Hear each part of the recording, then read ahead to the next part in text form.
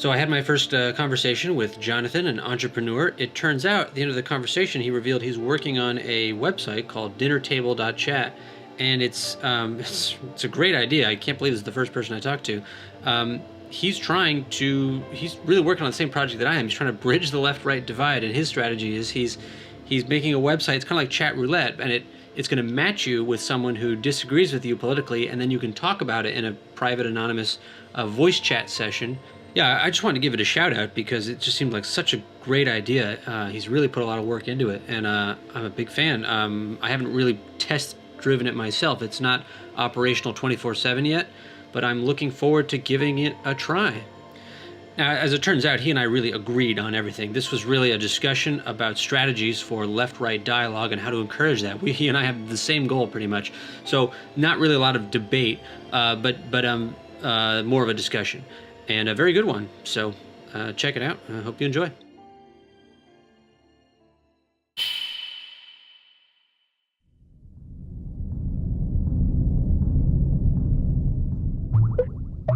I'm curious to know a little bit about you. What kind of prompt you up to this point to release a video and talk on Reddit? What's your story? Sure. Well, I've always been interested in politics and philosophy, and then over the past 4 months, I started seeing this new phenomenon, which some people are calling the intellectual dark web, and hearing these more prominent voices coming out saying some things that I'd thought about for a while. And that triggered a kind of series of, I guess you could say, realizations in me. I started reading a lot and researching and basically creating a theory about the left-right conflict based mainly off of Jonathan Haidt's work. In school, I studied film, and I did study political science, but I changed partway to film. And lately, for the past couple months, I've been going to a philosophy meetup in New York City. So it's like me and 30 to 50 people will show up and just talk about philosophy and politics. And I've really been enjoying it and having what seems like really promising results and pretty good success talking to people about these ideas. So I just thought, you know what, I'm going to go for it. I'm going to start finding other people to talk to about it, and seeing if this is crazy or seeing if it's a sensible, reasonable idea. I would also say that this whole concept of people hashing it out in live debate, you hear about, like, Eric Weinstein talks about, like, skin in the game. I realized that, like, that's the way to do this. That's the way to talk about politics and philosophy. I don't know. I'm trying to think any more background you'd like. I'm a filmmaker and a cameraman. I work in New York City, and I've worked as a freelance cameraman for my whole life, pretty much. What about you? What's your background or your approach to the whole modern politics? Oh, sure. So I scour a lot of subreddits. I don't often participate a lot myself. I almost kind of see myself as like uh, almost one that studies the text of the meta conversations happening across different platforms and finding interest in that than I do about any one particular community. By trade, I'm a software engineer. I'm currently an entrepreneur. I build different tech startups, and my side hobby has always been in philosophy, particularly political philosophy, with the kind of capital P, like the big idea of politics and how people operate within it. And yeah, I follow Jonathan Haidt's work, and Sam Harris, and I watch a lot of the lectures that get posted both by as a liberal and intellectual dark web alike in that fashion.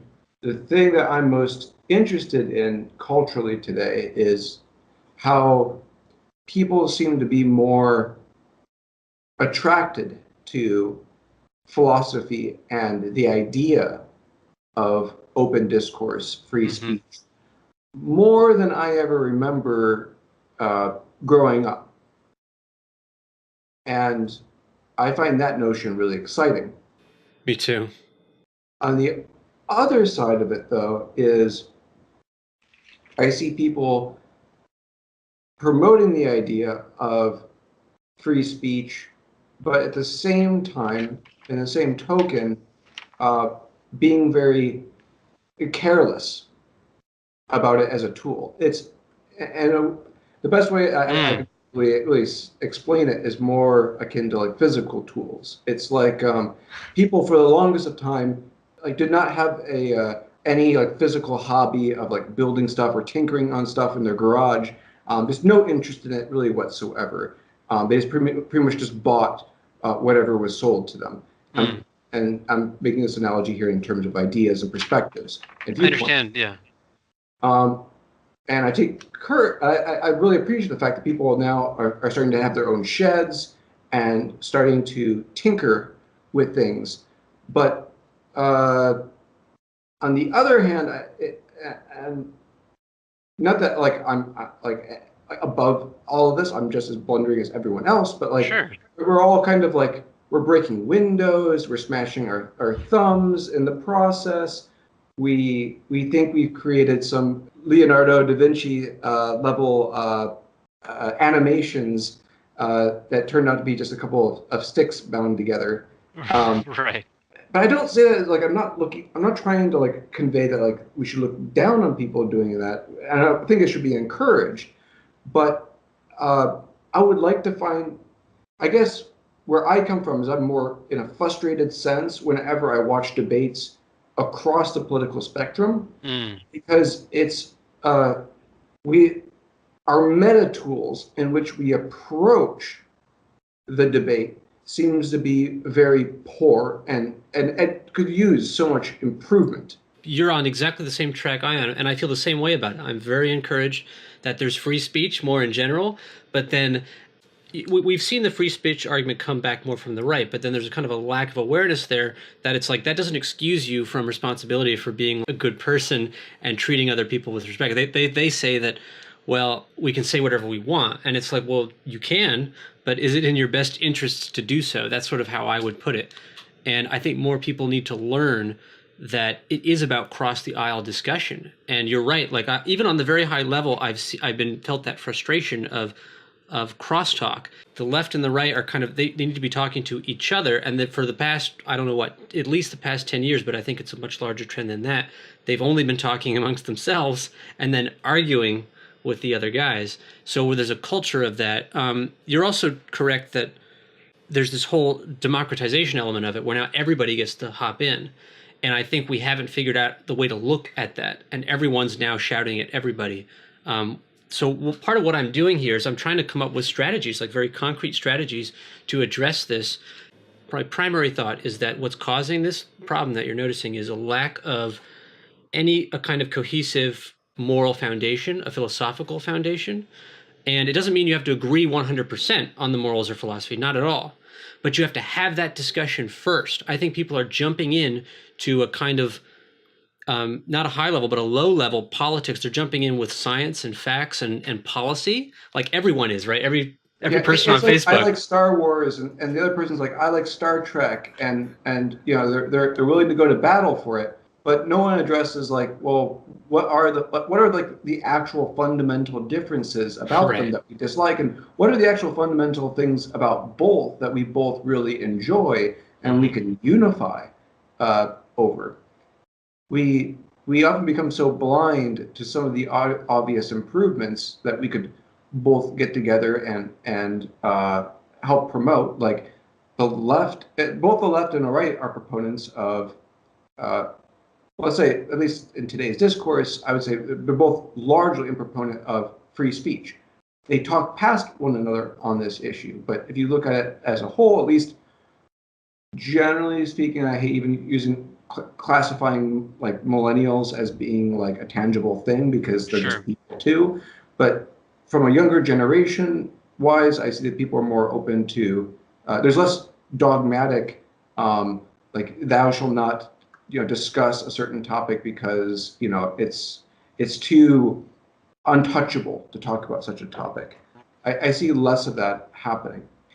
But it's not just that we lack looking at the foundations, right? Because that would Mm-hmm. be too easy if it was just like, oh, we just need to change our focus to the foundations and that would be it. Uh, the real Well, problem is okay. like I'll let you the finish. Go ahead. Go approach ahead. is the structure in which we engage each other. so that we could even get to a point in which we are talking about the foundations. So I sort of agree with you. However, my theory now is that that's why we're having all this difficulty. So if the way I look at everything now, here I'll draw it out, is I think about like any discussion involving philosophy or like truth or I look at everything in terms of problem solving now. And so if you look at anyone who's been kind of trapped in like a part of their life where they have all these problems to deal with, if they go back in time, there's usually some bigger mistake that was made or some other larger foundational problem. Like for example, let's say you're trying to like fix your work relations and like you don't get along with anyone in the office, right? And you're like, how well, this is crazy. But then if you went back earlier, you might realize, well, you never really wanted to. You're kind of stuck in that job. You hate being there, so you have a bad attitude. So everyone doesn't like you. You know what I mean? Like there could be some foundational thing that you're missing. So what I see it as like it's like a tree. This is really crude, but it's like okay, so you start at some high level concept and it splits up into other high level concepts, right? And then it just keeps going down into details forever. Now, when you go to science, we're looking at facts, right? We're looking at what the world is, and there's a common belief today that that's the starting point. It's like, well, we got to figure out what the world like all the little details involved in the policy. The problem is, you'll never come to agreement there. Going to Haidt's work here, which I think is so interesting. There is in like in Height's work, he would say like this is you can derive facts from science, but you can't derive the oughts uh, from Right. from science. Well, I mean, Sam Harris would argue this particular point. So, um, but let's just say it seems like either there's a good 50% chance that you can't ever derive oughts Well, I from actually facts. would agree. I would just say I agree that you can't. Oh no, and just that if you've read or listened to Sam Harris at all, Hmm. the other side of that is he believes that we can impose oughts via looking at the things that unite us the most as human beings for the good, and avoid things that we collectively like to avoid, like pain. He calls it well-being. So in in a postmodern way, he asserts that there is objective morality, but it's in science, but it's like it's in a bubble of subjectivity. I think he's just looking at it in the wrong way, and I agree that the ought should be seeking kind of common utility. However, um, I think the larger problem here is in fact that I say this as a huge fan of science, right? What we're seeing is that scientific facts are not effective in public discourse. Jonathan Haidt talks about his analogy is the elephant and the rider, right? Do you know? Are you familiar with this? The elephant and the writer. I don't. It's an analogy for kind of people's emotions versus their use of reason. I don't know if he invented it, but he uses it in the paper. And the analogy is like, well, he's describing kind of these basic instincts that kind of drive people's actions. And it's not like you don't have a choice in the matter. We have something that some people call free will. But his idea is that your emotions are like the elephant, and if you don't keep that under control, it just drives all your actions. Like you're gonna in a political argument, it's very easy to get emotional. And once you're really emotional and riled up, at that point, you might think that you're rational, but you're really just following the emotions and you're using words as tools to satisfy an emotional drive. So, for example, you see this all the time in news and politics. People are having a political discussion, but what they're actually doing is they're picking up a fact and they're throwing it at somebody else. And then the fact's bouncing off him, and he goes, picks up another fact and throws it back. What I believe now is that unless you find emotional harmony, right, to have the discussion in the first place, there is no exchange of facts. It's basically a lot of noise that's getting passed back and forth. Maybe you're convincing people on your own side, but there's no crosstalk with the facts. I'm not saying that this makes objective reality or facts useless. It's just that we misunderstand the game of politics. I think that the game of politics is seeking common utility through discussion, and if you can't have the discussion, it's it doesn't really work. When they Hmm. become antagonisms, they break down because their strength. It's it's weird to say this because if you if you put it simply, it comes off as too simple. It's too simple to say, well, together they're stronger, right? That kind of comes off as a bit like kind of wishy-washy or whatnot. But it's the thing that unifies both of them that ends up actually building the seed for the plant, so to speak, because Yes. it's the thing in which they both care about and connect together that causes them to both think about what is the best outcome for us as individuals in this system. When when it becomes an attack mode, it's no longer what's really important for me, Hmm. what would be really good for our collective. It's Right. just how can I demote the other side? Therefore, I'm just using facts as pure weapons of uh, asserting my dominance, right, in this warfare. Right. And so yeah, I think it's a very much different conversation when we unite over the things that we care about explicitly. Uh, And yeah, it's really surprising how a lot of political conversations break down when it's no longer, when you limit the conversation over, okay, let's not talk about what we dislike about each other, but let's talk about what's most important to both of us. Let's Hmm. find commonality there. And what would be a type of solution that we could both agree on for reaching that? And if you take Well, that purely standpoint, it's surprising what solutions you get. yes, and the question, the big philosophical question here is like, why is this the case? And I think it's fair to say that what I think if you trace this all the way back up the tree, or at least part of the way, my belief now is that we have kind of a flawed model of the human being. I think people are taught that they're rational actors first, and that we aspire to be rational actors. We need to be, we measure value, human value, and intelligence, right? We see, for example, like traditional or faith-based people or simple people, we see them as like less useful for society in this crucial way. And I think that's backwards when you look at, if Haidt is correct in his idea there, the in a way you can't really get wisdom. You can't achieve wisdom or like true useful intelligence, communal intelligence, until you achieve psychological wellness. And we sort of have to ask ourselves, do we have a society that encourages psychological wellness for human beings? Is that a national priority? Is that a value that we hold? Now, the traditional side of the community would say more like, well, we need moral foundations, we need moral character and to build upon. And I think they're both true. They're just saying it in different ways.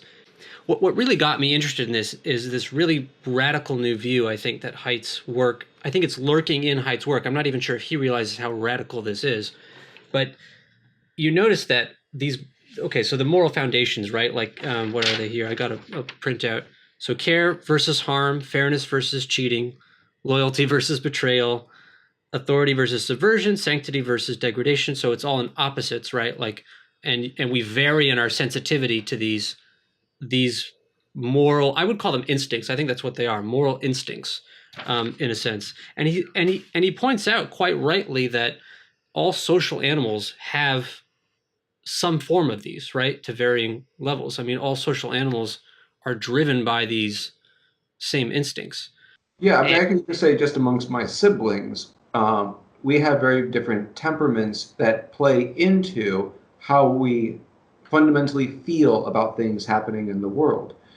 We may agree on the points of the things that are happening, but how we internalize those things can be very much different between all of us siblings. And I think that's exactly the point. We have different kind of instincts for such thing. Like you can have a leftist that is a complete 100% loyalist to some ideology or a symbology or right, what have you. They're not immune to it. It's just what are they more skeptical of? What are they more aware and conscious of? Um, exactly. and and I think the way to read hate there is like not that leftists have an aversion to power structures, but the leftists are more aware and conscious that they're part of a power structure, um, and the power is imposed on them. Hmm. as a source of control. Right.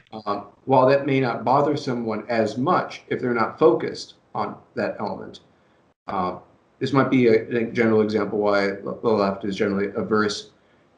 Aside from moral implications, why in general you might have leftists that are more averse to being in the war or being in any sort of draft, let's say, because Right. they might be more prone to seeing that draft as a form of power being exercised upon them. Right. What's so important for people to learn to speak in trends, right? Averages, because it's not like this is not telling you what your political positions are, but it's an emotional tendency that varies by this mechanism. I extrapolate a little bit further from here, and this is just speculation on my part, and I fully admit that. But what I have to wonder then is I've been listening to a lot of the conversations about evolutionary psychology and looking at human explanations for human behavior from an evolutionary point of view. And the question is kind of like, well, what's the utility of this behavior?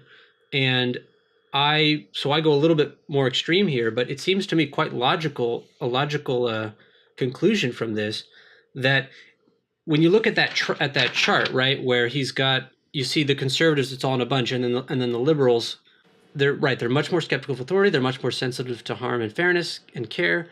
And you kind of have to ask yourself, well, why would half of a social community, why would it be useful for you to have half of your people with this different instinct, this variance? And I think in the modern world, right, where there's the urban-rural divide, left and right are literally separate geographic communities in many ways. And but if this is correct, this theory is correct, then if you think about the ancestral human community, a 30-person tribe, right, you'd all be mixed up together. You would be reacting to each other, and I see it as a kind of problem-solving mechanism. You've got half your people that are more sensitive to order, right, and you've got half your people more sensitive to care. It's normal for them to sort of interact. It's like the rights want to make the lefts more strong, the lefts want to make the rights more kind. I see it as terms of strength versus kindness. When you look at it that way, harmony is the kind of it's the obvious solution. It doesn't make sense to say, well, you should just only be strong or you should only be kind. I think as individuals and as communities, it always makes sense to kind of find that right problem-solving balance of both going forward, of left and right, of strong and kind. I actually believe now that most matters of kind of human moral behavior or just human excellence in a sport or any activity, it's almost always a matter of harmonized opposites. And I think that in this, what I would call a rationalist society today that we live in, we're taught to think in machine terms. So you got binary, right? It's like, well, here's strength, here's kindness, and they're totally separate. Because that's how we're used to framing things. We think in kind of machine language, we think in terms of technology, but human beings aren't like that. We seek a harmony of all of these opposites so we know how to deal with unpredictable problems. We don't know what the future is going to hold.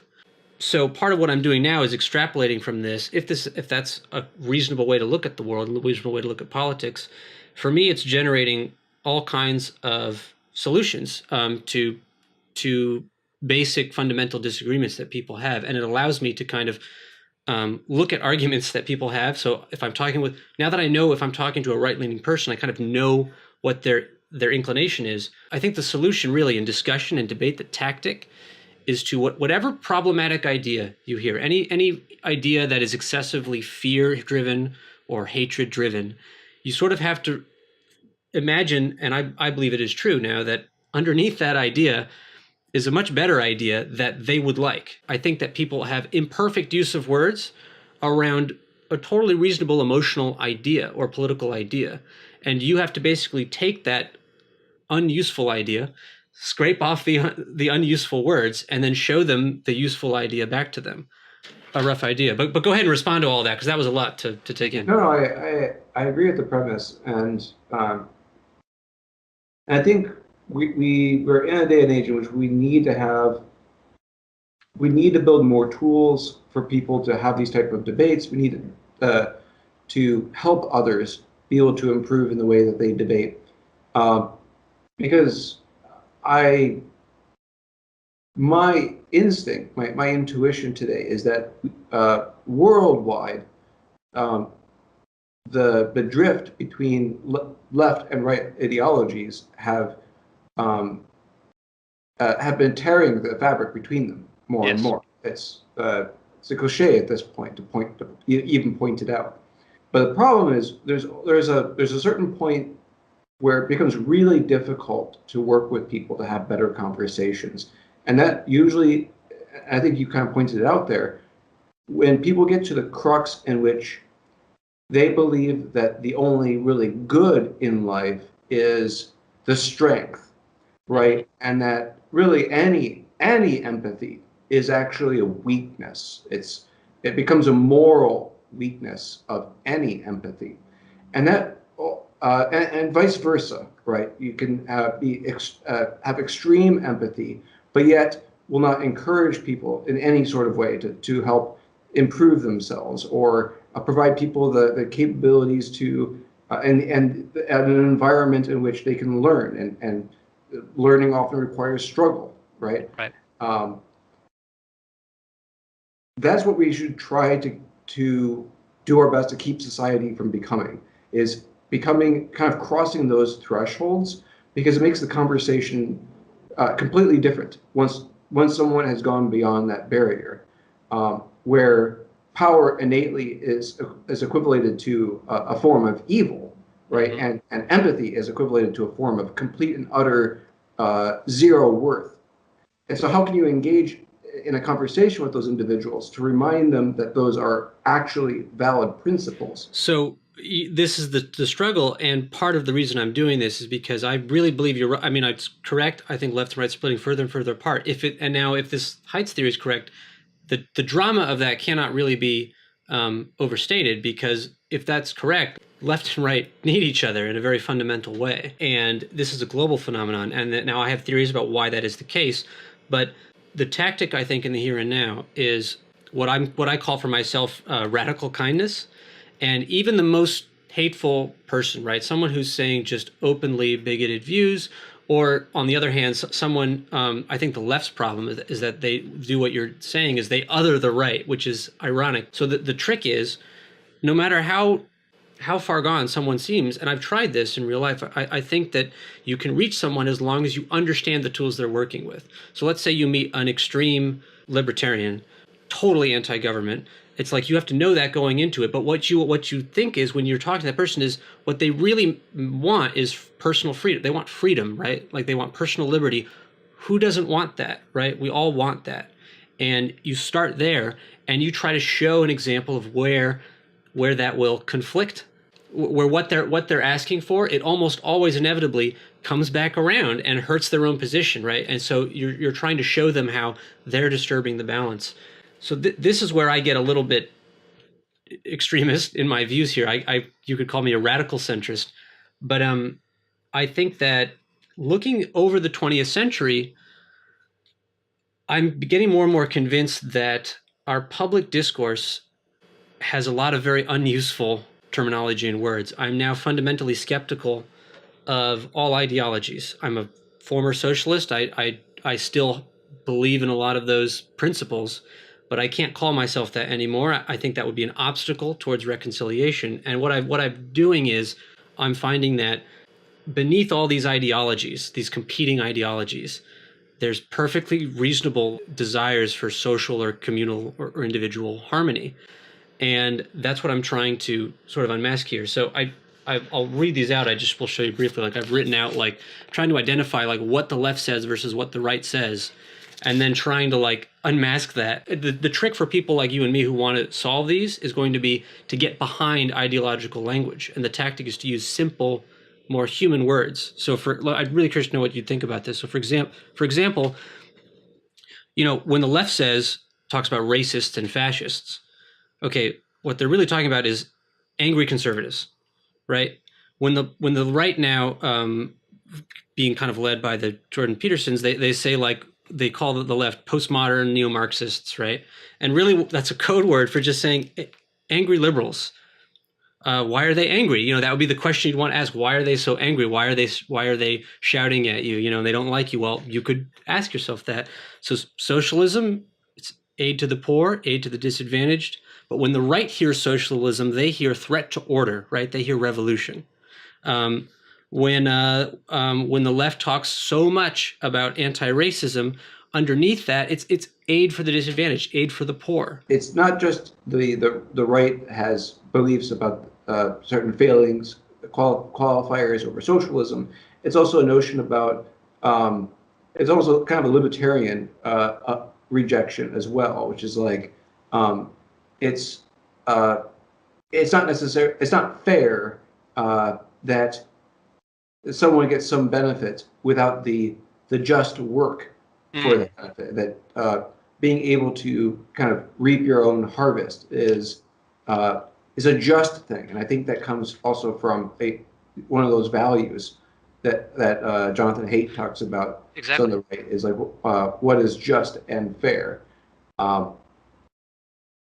Although I think this type of conversation gets moved along a lot faster when we start addressing, oh, well, if you want fairness, let's talk about what would be a fair system. And it's a valid concern. I think that the right is correct to want a society that encourages individuals to be strong and to be self-sufficient. Like, that's a perfectly valid concern. But then the left is also valid in saying that if there's no supports, if there's no social safety net, that damages individuals over time and communities, and you can't ever get to a point where people can help themselves. When you're putting forth a certain policy, right, you've got to look at it from the other person's perspective.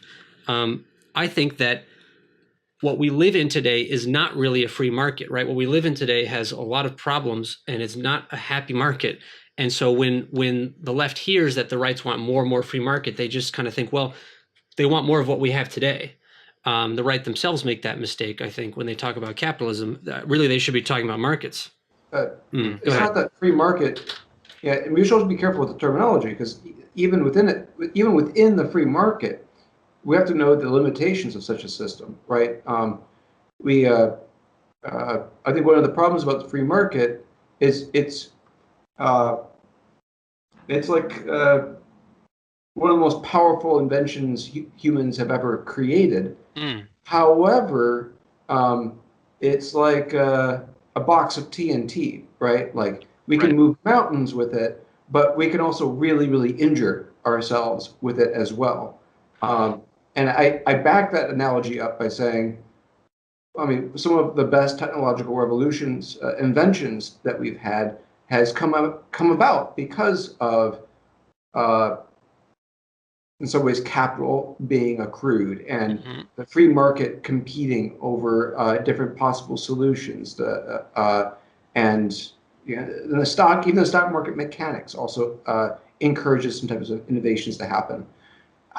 However, if a monopoly starts eating up the entire market, and the entire market becomes one big company, and you see this in a couple of different countries that have a free market, um, then it's not really a free market anymore when Well, company owns it all. I think what, and that's a perfectly valid point. I think one thing that we'll have to discover is like, right, there's always a point where too much is too much, and what law comes in to break up that monopoly. But I'm going to make a rather radical claim here and suggest that it's hard to have those discussions because it's very hard to map out. And this, looking at the American marketplace and the kind of various cultural products it produces, um, I don't think we have a very moral market. I think we have a market that's following its own drives just to make wealth for its own sake, just to make more material and more machines and technology for their own sake. And you kind of wonder, well, why It's a why market is of that? desire. It's really what it ends up being.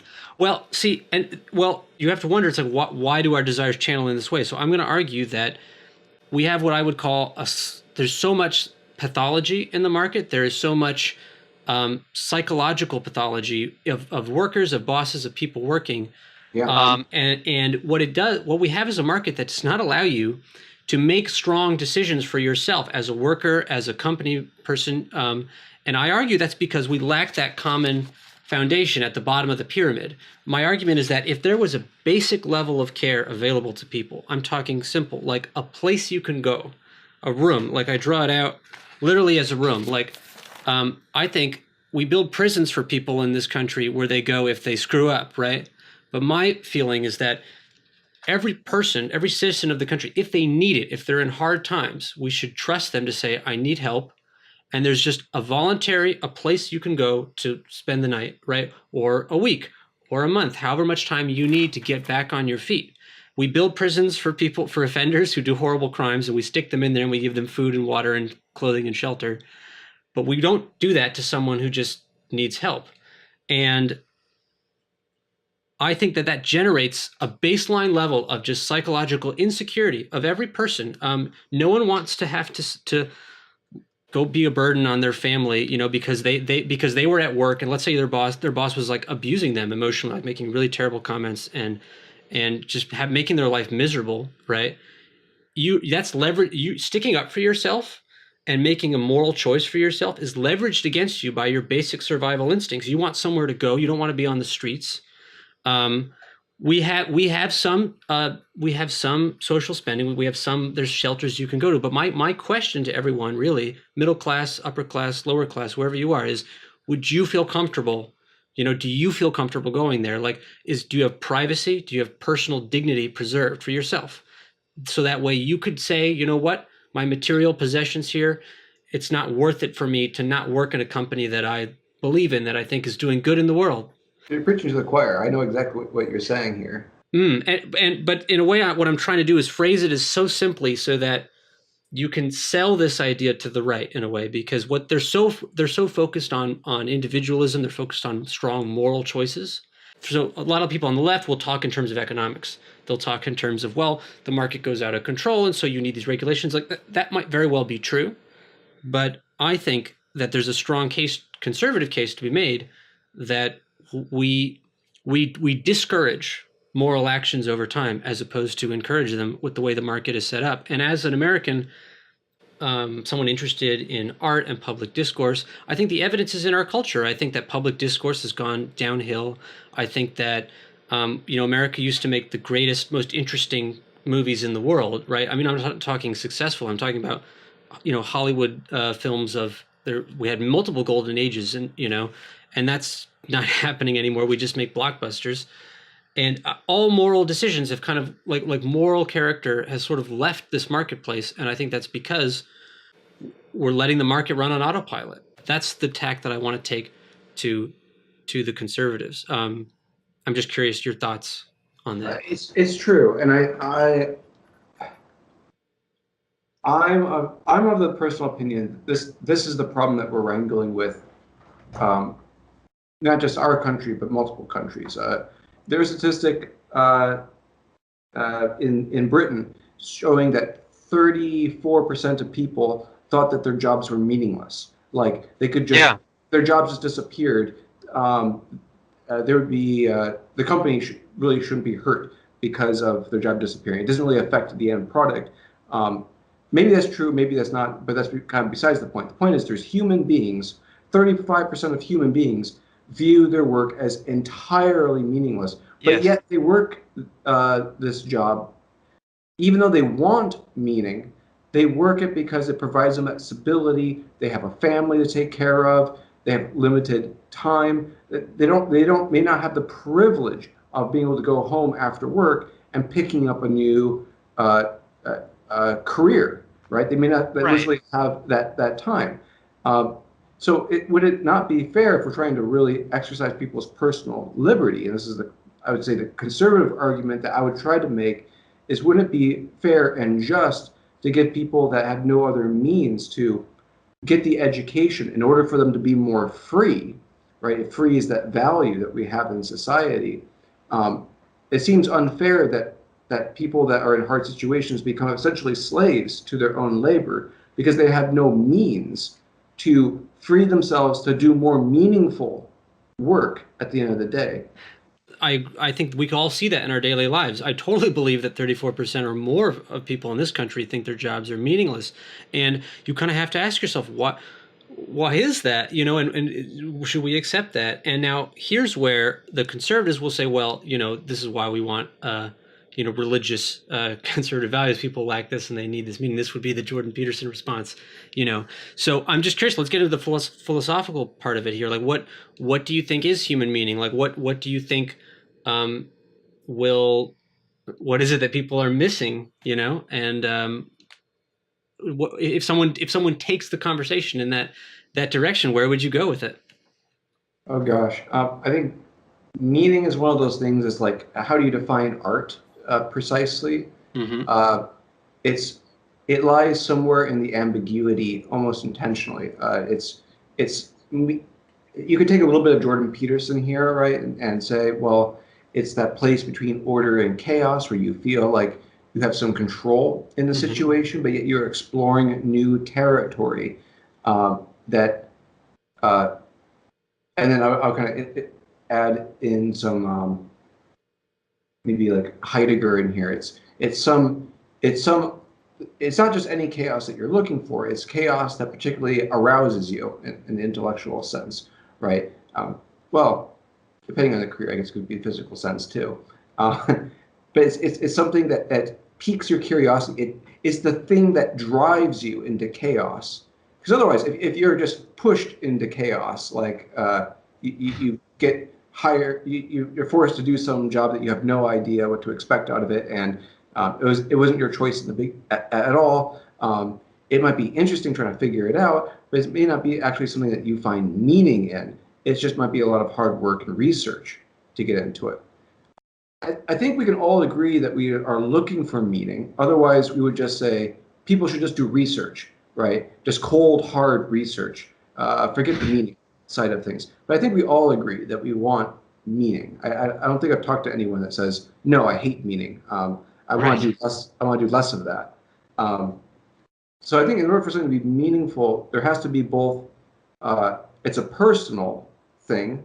It's part of that big L like liberal value. Like everyone has their own like uh, personal proclivity to seek what calls them into the chaos for them to make order out of. Again, I'm not sure I'm using all Peterson analogies here, but Yeah, one of the reasons I like Peterson is that he gets right to the chase with these really fundamental philosophical questions. I disagree with a lot of his political positions or lack thereof sometimes, but I think he has a very reasonable model.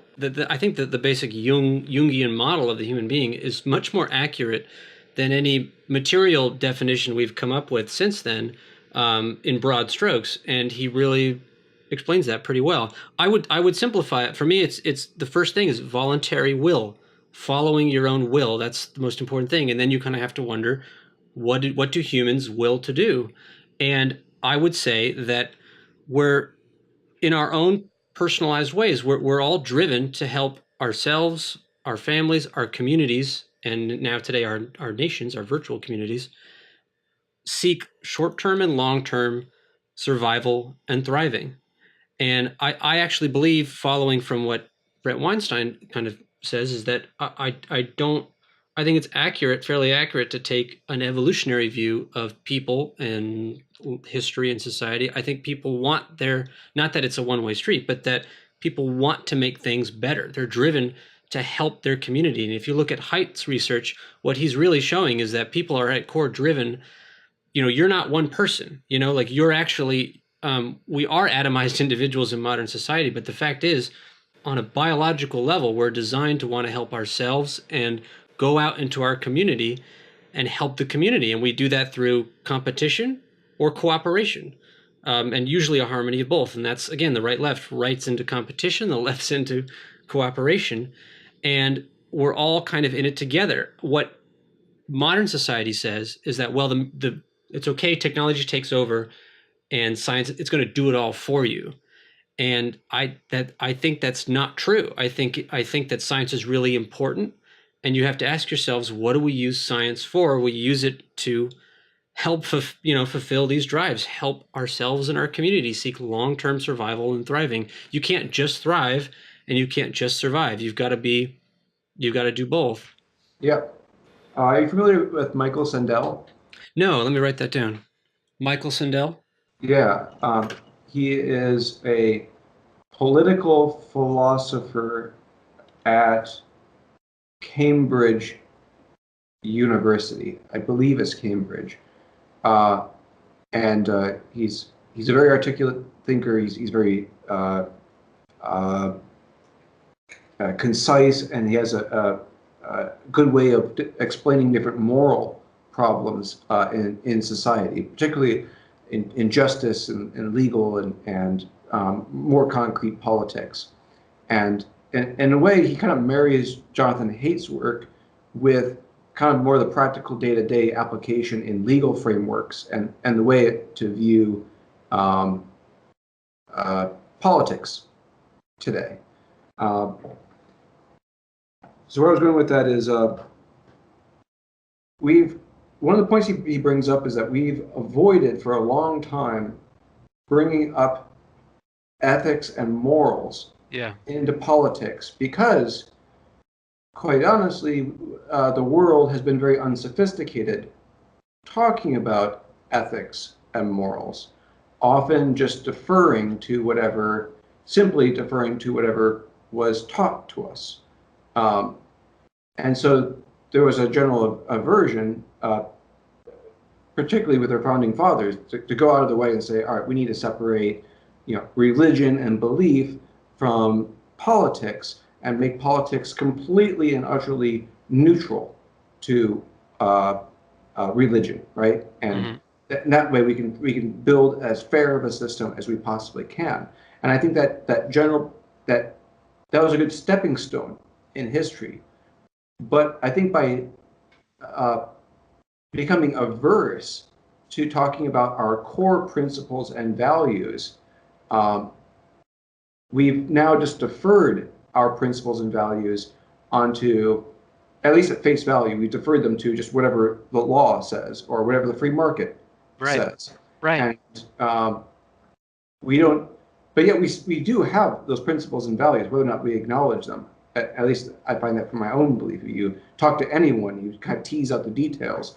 You always come to some underlying principle beyond just, oh, well, the law tells me, I can't kill, so that's why I don't go out and kill people. Yeah. Well, there's got to be more to that, and there's always is, right? People have principles.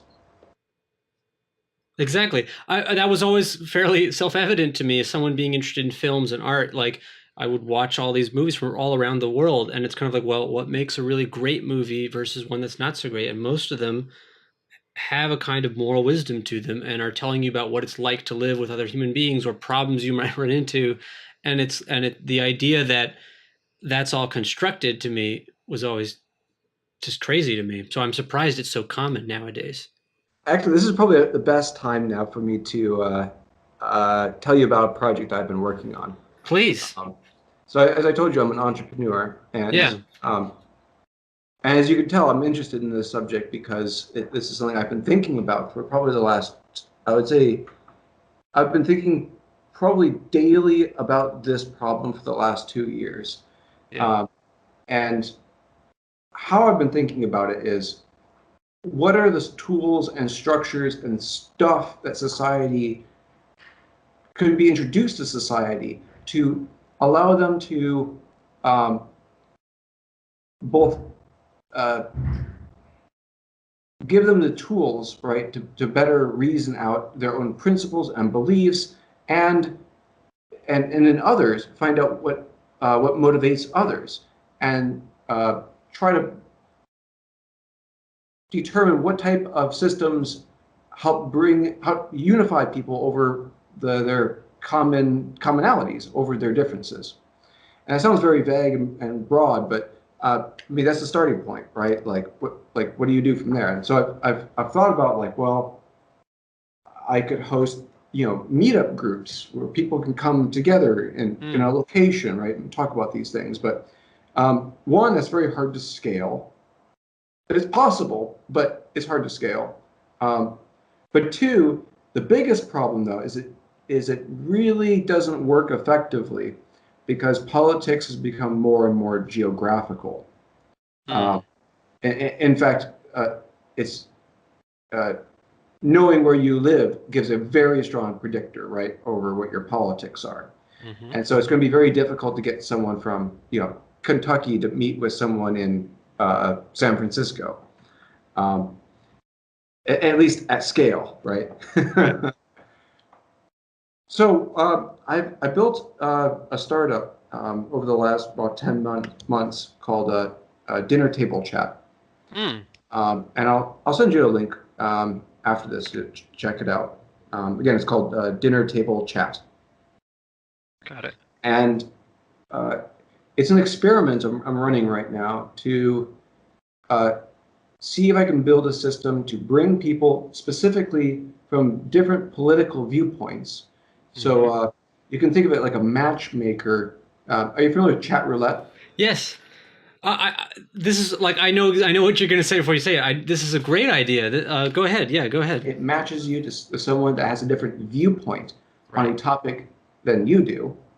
And it matches you together for a real-time conversation because I believe it's important to have a personal element when you're talking with someone else. And the conversation, for right now, is a private conversation. Because one of the problems I see today with YouTube is Mm. that in YouTube debates, often people talk past one another and they talk to their audience that they know Yes. as watching the video. But Yes. if there's no audience, at least if the context of the conversation started with no audience, it becomes more of a legitimate conversation between both parties. Uh, so yeah, I agree 100%. 100%. it, uh, so as I've started so far, it's audio chat only. I have these animated characters that kind of talk as you talk, um, and uh, the challenge I hit right now. So I went public beta a couple. Let's see here. Actually, it was beginning of last month. The challenge is since it's a real time conversation, is organizing a large number of people all at one time. So there's enough people in the queue to get people talking together in a real time. Of course, right. It's either it takes off or it doesn't in a way. Like how do you start that? That's what I'm trying to figure out right now. Well, the good news is man, the appetite for this is really strong. Now, the meetup is great. Like I think people should definitely do the face to face thing. But then what you're doing is very smart because you realize that look, people are atomized and individuals, and they're separated by geographic locations, and they're not going to be able to do it. I think people would be surprised to find, because there's always liberals hiding in a conservative community and vice versa somewhere. But this is a great idea. So what are your challenges? Okay, this is perfect. Let's work on this. What are your challenges? So you're saying you don't know how to get to that point where you're going to get enough people on to be in the queue. Any other challenges you're finding, like in the design of it, or? That's really the crux of it. Like I've Mm. worked on a lot of different elements of the platform. I'm pretty happy with like kind of how it's structured. It could use still a lot of polish. It's a startup, and I think there's different knobs I can kind of tune. But uh, my main challenge is not just trying to attract an audience, but conveying to people the value in the platform because it's very difficult to market and promote the site that I'm finding because how do you market and promote a platform where it doesn't sound like it's either a pain in the ass to talk to someone that you don't like, or that it's work because you're trying to just convince someone Right. of something. Why would I do that of my own free time? That sounds awful. Uh, so getting the angle, and I know this sounds kind of like more marketing speak, but I'm really confronted with this like existential problem of I know people need to engage in this behavior in order to get better at debates and finding commonalities. Um, I should also add that at the end of the debate, if both sides agree on some concession Mm. between their viewpoints, you get all these like badges and awards and points in the platform. So Okay. you're incentivized to come to just some, even if it's a minor concession, right? I mean, maybe you don't even agree on anything at all, but as long as you emotionally get to a place where you feel like you agree on something, Right. uh, that's what the platform's trying to do, anyways. Is just trying to get you to a place in which you feel open and positive about the end of a conversation with someone that you disagree with.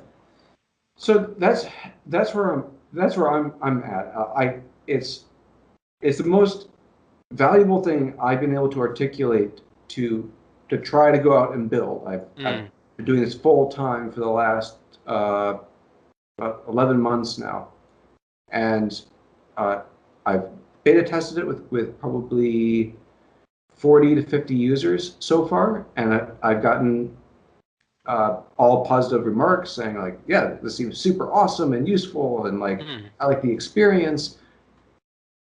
But it's really difficult for me to promote it. Going on to like, uh, well, one, it's kind of hard to promote things in general unless you have a really hard advertising budget. right. And it's harder to promote things on Reddit because most subreddits disallow self-promotion. And I don't want to violate those rules in any sort of way.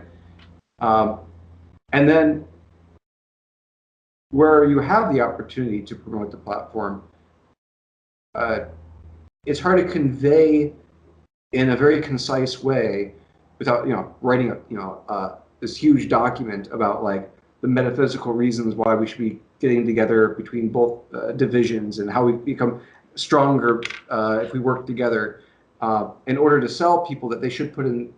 I don't even say put in the effort. I find it as a kind of talk to others of difference of opinions and see if we can try to find some nuance in both our views where we can improve one another. Well, the good news is you're just there early. There's a lot of fear and division in the moment, but there's also a hunger for ideas, for philosophy, for conversation.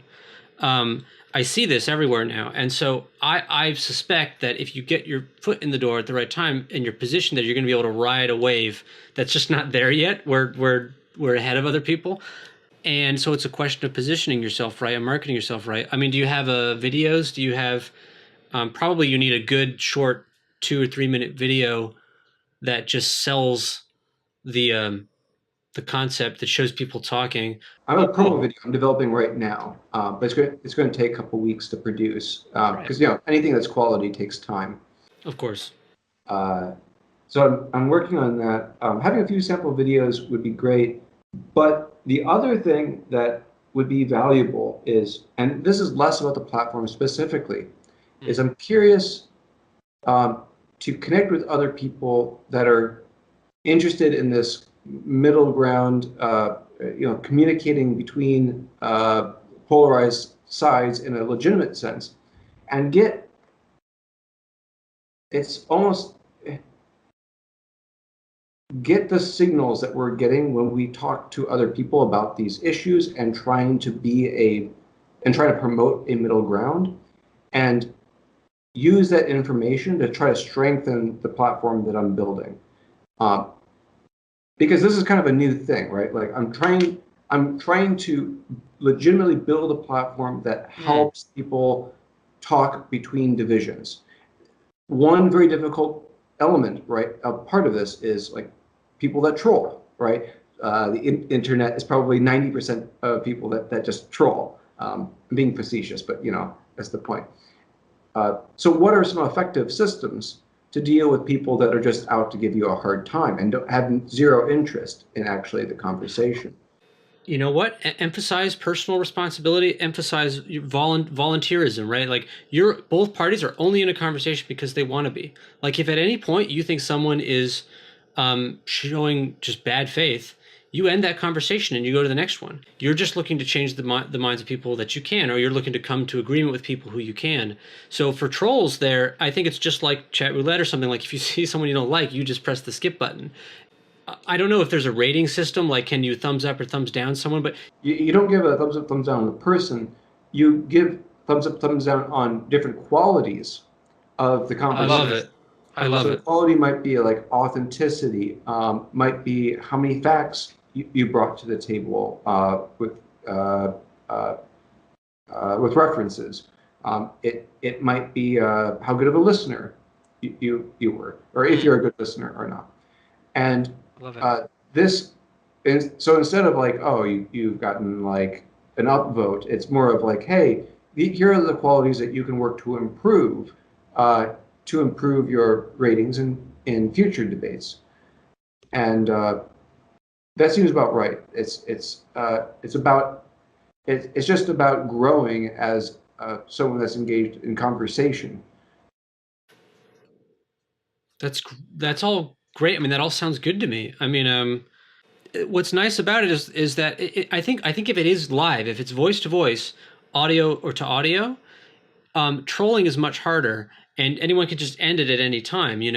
One of the things that I really believe now is that one of the things that caused the current political trouble is the fact that we rely so much on text communication for politics and social media, where you write out a sentence, right? You try to crudely express your ideas, and then there's like a million people ready to misinterpret it, ready to see the worst in what you said instead of the best. And then they write something, and then you stew about that for a while, and then you write an angry response back. In a live discussion, it's sort of inherently voluntary. Like someone would have to like literally follow you around. Do you know what I mean? Yelling at you. You can't have an involuntary conversation in that sense. So I think that solves a lot of those problems with trolls right there. I think most of trolling comes from this text to text thing. I think if two people want to yell at each other, which people often do, there's not going to be too much you can do to prevent that from happening. It's interesting. The way I design this is, and another way I've looked at it is like I'm trying to design a system that is like a biofeedback system, where in a live conversation you're analyzing how your message is resonated with the other person and how it's being delivered, and you can react in turn to how they're expressing themselves, and you get to qualify the qualia of that conversation at the end of it, so that this rating system on your attributes, it isn't just a net like total, like, oh, you've been rated poor, you rated poorly in being a good listener or whatnot. It's more about, at a high level, it's more about knowing what type of person you're talking to and how they would be appreciated, uh, how they would appreciate the type of messages you would deliver back to them, how you respond back to them based off of points that they make, right? Because people like talking to each other in different ways, right? Two people that are very boisterous and uh, maybe more comfortable being confrontational may have a very productive conversation that would be that might be considered very hostile to another group of people, right? So the way that we talk to each other, I think there are some fundamental differences, but we can adapt to those differences if we learn each other's different personality types and modes and can have empathy, right, to engage at the level in which the person that we're talking to. That's actually a fascinating idea I never thought about, because there is a lot of people love taking personality tests, right? I mean, like people are really into that these days. Like kind of, oh, I'm an introvert, I'm an extrovert. That would be so. I never thought about that before. That's a really crazy idea. What if, like, when talking with someone, you knew how they kind of describe themselves as an emotional person? I'd never thought about that before. How that would change the conversation. I think just making that information available somehow would seek the result you're looking for. One thing I'll say in general is that try to leave as much as you can up to the people, to make these choices, as opposed to, say, algorithms coming in and like sorting people. I would be skeptical of that approach as much as possible. Like you have to, I'm sure you have to use it somewhere, but one problem I see everywhere in online is that algorithms are doing the work for people that people should be doing, making their own choices. Well, I'll shoot you over the website, and I'd love to have you Please do. check it out and let me know how this sounds to you. And I uh, I'm also curious in the project that you're doing, and and of course, is one of the reasons I wanted to reach out to you is also to see, to hear from you as you talk to other people and you talk about this, bridging the gap. What type of strategies you find practical, talking to other Redditors and others, that help in that endeavor. And maybe there's some way I can take what you've learned and systematize it into my social platform to encourage these type of beneficial behaviors that lead to productive conversations. For sure, I'd be happy to keep you updated, and I'll let you know as I develop this. I would say that, um, and by the way, thank you for bringing it up. I think it's a good idea. If I thought it was a bad idea or there were problems in it, I would definitely tell you. I always speak the truth Share. now, but no, in a helpful way. But I think this is a really excellent project. So I'll definitely check it out, and I'd be happy to keep you updated on my progress here. Yeah, good luck with this. I hope you get a lot more Redditors pinging you. We need more conversation like this. Thank you, and good luck to you too. And thank you so much for agreeing to do this. I had a lot of fun.